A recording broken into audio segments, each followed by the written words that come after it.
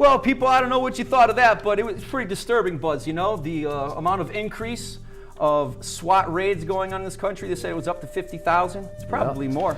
Just want to reiterate this part here, that this last sentence here. It stated that no-knock warrants do not exist in this country. In that community. Oh, county. That's what I was explaining earlier. So in other words, a regular search warrant where they knock on the door is no longer. Or what they're saying is that every search warrant issued in that county is one where they have to knock on the door. Correct. Oh, so they just were totally way out of line in that from get-go. Folks, we are asking the question, because our federal government is bringing in drugs in this war on drugs, can cops possibly be your friend if they're taking and busting you for you using the drugs that the federal government is bringing in here? To me, this is very disturbing. All right, folks. And I've been waiting to show this video clip to folks out there. I've got to tell you, folks, this is old news, you know, but when I saw it, it absolutely shocked me, all right? What we're talking about here is you're going to see a video clip right now of Miss Elizabeth Ritter, all right? She herself is an attorney, and she was shot, according to this article, 4 times by rubber bullets by police, all right, while peacefully protesting, as you will see, at a free trade summit in Miami, August 10th, 2006. People, check this out. It's horrifying. Standing out in the crowd in a red blazer, black skirt, and heels, attorney Elizabeth Ritter received some media coverage 3 years ago at a free trade protest when she was shot with rubber bullets in the back and a leg. You shoot me! You shoot me! Did you shoot me? A lady in a suit was walking peaceably in front of you for an half an hour and you shot me when my back was turned? Her beef wasn't with the trade summit, but with a strong police presence. Minutes later, she took another rubber bullet on her forehead as she crouched behind her homemade sign that read, "Fear totalitarianism." You okay? Don't get around me. Let them see it. Hit her in the face! Now her case is back in the news because of this. The good news about being able to watch you guys live on TV is that lady with the red dress. A police video shot after the shooting incident, just released following a review of excessive force complaints at the protest. I don't know who got her, but when it went through the sun, it hit her smack dab in the middle of the head. Attorney Ritter says she was too scared to file a complaint before, but now she intends to sue for excessive force. I was cowering with a poster behind me, but my fingers were in front of the poster. I believe they thought that my face would have reasonably concluded that my face was behind that poster, and that's why they fired that shot. The Broward Sheriff's Office says Ritter's possible civil rights lawsuit prevents them from talking specifics. Officers at the scene tell CNN they warned the crowd to move back. Ritter disputes that. Can you say whether you stand by the events of that day? Yes, the shooting we do. The shooting that day. Yes, we do. Picked up from the street of Miami from one of the scurrying cockroaches. Oh, cool. Wow. Police are red-faced about their video. Do you think that that tape paints a pretty picture? No, I don't. Those comments shouldn't have been made. I should have stopped them, and I recognize that. No officer has been charged or disciplined in Ritter's rubber bullet incident, nor is it under investigation. Can you imagine, Buzz? They're shooting at a businesswoman, professional woman. And then not only do they shoot her several times, but then they shoot her in the forehead. And then you got to see the footage. The cops got together, and what are they doing? They're mocking and laughing at the situation. Not only that, well, they're okay with it. Oh, you know, everything's good, nothing's wrong. Where's the accountability, people? You're killing me. Stop bitching, start a revolution. Well, it goes way beyond accountability, dude. The fact that they would actually laugh at their victim. I mean, really, that is very disturbing, because what does that say? I mean, what the Nazis probably laughed at the Jews as they lined them up and sent them off to the gas chambers too. So, I mean, what are we waiting for? Tell it, Buzz. You know? I mean, are we going to actually wait till, you know, people start waking or not waking up in the middle, you know? they just start getting rounded up in the middle of the night, like what happened in post-World War I or post-World War II Germany? Hey, pre-World War II? All I can say is thank God for people like Jack McLam trying to educate people, you know, about the Constitution and how the law enforcement has taken oath to uphold that and to protect us and to serve us. But you know what? We know, people, since 1976, Jack McLam has pointed out that, you know, law enforcement is just that. They're no longer peacekeepers. They're enforcing laws, and the amount of laws that get put on the book every year are uncountable, folks. And anyway, well, folks, you got to understand, well before this season got underway, thinking to myself and with Buzz, you know, what are we going to do for this season? We did 2 seasons. Are you a human guinea pig? And we have proved to you that you certainly are, folks. You know, from water fluoridation to chemtrails in the air, you know, for all the GMOs that you're eating, you know, for all the pharmaceuticals that you're being put upon you. My God. Well, I knew well long ago, before I went on my vacation over the summer, Buzz, that, you know, we're going to ask the question, are cops your friends? And can they possibly be your friends? Now, I know there's some good officers out there. They've done some good things for us all, and there's some heroes out there. But at the same time, we know, hey, you know, Buzz, I was rolling through my head when I was thinking about putting this program together, and I was asking you some of the questions. You know, if police academies, you know, are training young officers that everyone is guilty, like you were saying, and that it's the officer's job to prove it, can cops possibly be your friend?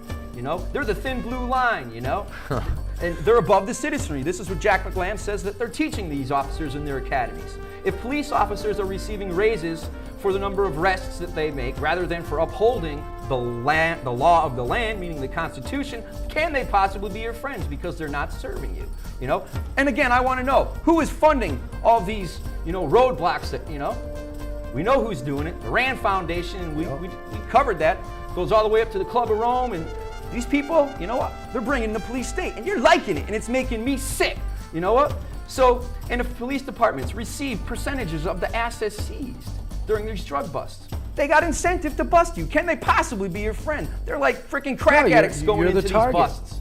You are the target, and the arrest is the prize. That's so scary. I mean, anybody is a potential target to be harassed and then have your properties and assets seized by the police. And if they get a bonus, it's like, once again, it's a video game mentality, say, because you go and bust the people. Ooh, the bigger the booty, the bigger the points you get, so the bigger the prize. And you climb that ladder instead of, you know, protecting the people from just that. That's what the police are supposed to be. You know, and as you're asking that question, it's like, well, what happens in the event of, you know, a cataclysmic event or something? I mean, we already know. We cannot turn to the police for help and protection. This is true. You know, because they're going to want to round us up and take us where? Call on your creator. We don't need to go to no FEMA camps. If the police have to fill quotas every month and pull people over, you know, and smell marijuana or something on you and pull you over and bust you for a roach, can they possibly be your friends? Not a chance. If the cops are taught to lie, and they are, and they can, in order to make searches, it's considered okay. It's okay. Lying is okay? Come on. It's a tool of the devil, for God's sakes. You know what? If cops use social profiling to pull you over to make searches and arrests, can they possibly be your friend? Don't give me no crap. I'm telling you the way it is, people. If a cop plants evidence, it happens, people. I'm not saying there's a bunch of cops out there that are that corrupt, but there's a lot of corrupt cops out there because they're always on the take, for God's sake. You know, the proof is in the pudding. Come on, look where this country's at. We're down the crap hole, and you know it. Barry Cooper admitted making his dog false alert. He just pull on the chain or whatever, and the dog would false alert. People might not be familiar with who you're talking about because we haven't showed that program yet. No, Food for Thought did. Yes, but we're going to be bringing it to you before the season's out. Stick around. Barry Cooper, you know, ex-drug dog trainer and narcotics officer. Now he's telling you how not to get busted because he realized marijuana is the gateway drug to the truth, people. That's right. Woo! Now with prisons, people, all right, judges, lawyers, bails, bondsmen, right on down the line are all making money and a profit from arrests. Guess what? None of them are your friends. That's right. Prisons too. Can't leave that out. Prison is now becoming a profitable business. Good Lord, you know it, Bob. You know, that's scary because everything is profit oriented. Where does, you know, just like we pointed out recently, that, you know, people are no longer in employment departments are no longer considered personnel but human resources. So we are just a commodity. Oh, this one's got more commodity. Let's go see what we can take from them. Absolutely. When we talked about the war, victims of the war drugs, there was that guy in California that had all that property that the government wanted, the federal FBI wanted, so they set him up. Remember, I don't remember his name now, it was quite a while ago, but sure, it happens. it's just, and it's happening. It's happening too many times. And it's going to continue to happen, people.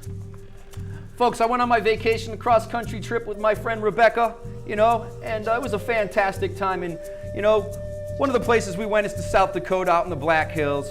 And I've been out there 3 times now, and every time I go out there, Buzzy, it changes my life. In fact, I told some of my friends, when I come back from my trip, my life is gonna be changed. Not the way you expected this time, I bet. I'll tell you, people, why we're wearing these prison costumes, because I got thrown in the pokey, all right? When I'm sitting there, what happened to me, I cannot believe, all right? Now I'm gonna read you a letter, folks, I wrote, okay, to the governor of South Dakota, the Honorable Governor Rounds, that's right. And I entitled this, What I Learned About Your Beautiful State While on Vacation, Buzz.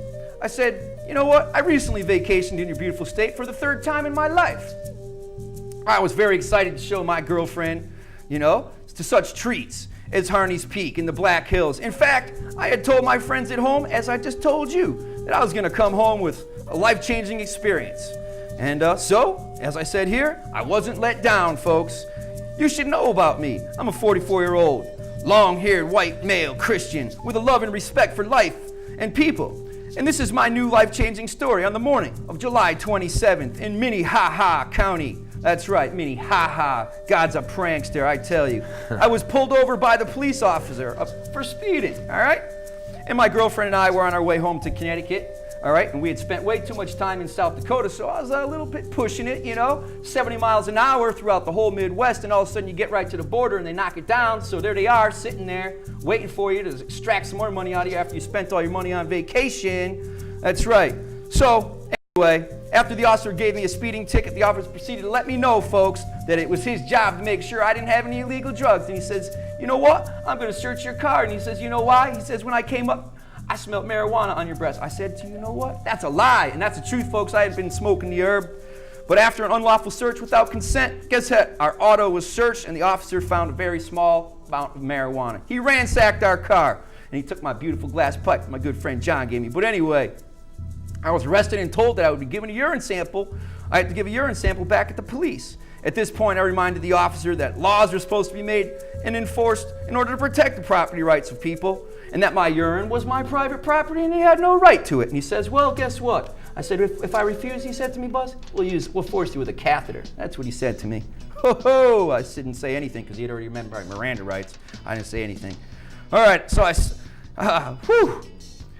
I refused, Buzz. When I went back to the station, I said, you know, me and my boys, we do a couple TV shows. Go ahead, you use that catheter on me so when I get home, I can tell the people on TV what you done did to me. Well, guess what? They balked. And then it was time for me to go get my bail call, you know, after I told them all about LEAP, told them all about, you know, people dying from cancer and what's going on with, you know, the Ricky Simpson story. I said, you're fighting a war on drugs. I told him straight up, you're being used to bring in laws, to bring in a new world order. Yes, indeed, I did, folks. So then it was time for me to make my bail call, Buzz. Guess what? They said, you got any tattoos on your body? If you got them, you got to give them a photograph before you make your phone call. Then I tried to make my phone call. It's some funky phone. Guy, officer on duty, won't even tell me how to phone out. My girlfriend's sitting outside freaking out, crying, not knowing what to do. What happens? Buzz, we're going to have to pick this story up next week. Because you know what, folks? Unfortunately, we're out of time. We are coming from Nutmeg Studios. We are the Department of Freedom. Here at the Institute of Higher Learning, I am Psilly Willy with my brother of another, Buzzy Zipwhack. Join us next week and we'll be asking you again. Not are you a guinea pig, though you should know by now you are, but can and is it possible for law enforcement to be your friend in this country in this day and age? Used to be. Used to be is right, Buzz. See you next week, folks. This is a test of the emergency bomb hit system. This is only a test. Fire is mad as hell! I don't want to take this anymore! This is a test of the emergency bomb hit system. The bomb hitters in your area, in voluntary defiance of federal, state, and local authorities, have developed this system to keep you informed in the event of a bomb hit emergency. If this had been an actual emergency, the attention signal you just heard would have been followed by official supply information, police scanner news, and emergency bomb hitting instructions. This concludes this test of the emergency bomb hit system. Quit playing games with God! Wake up, America.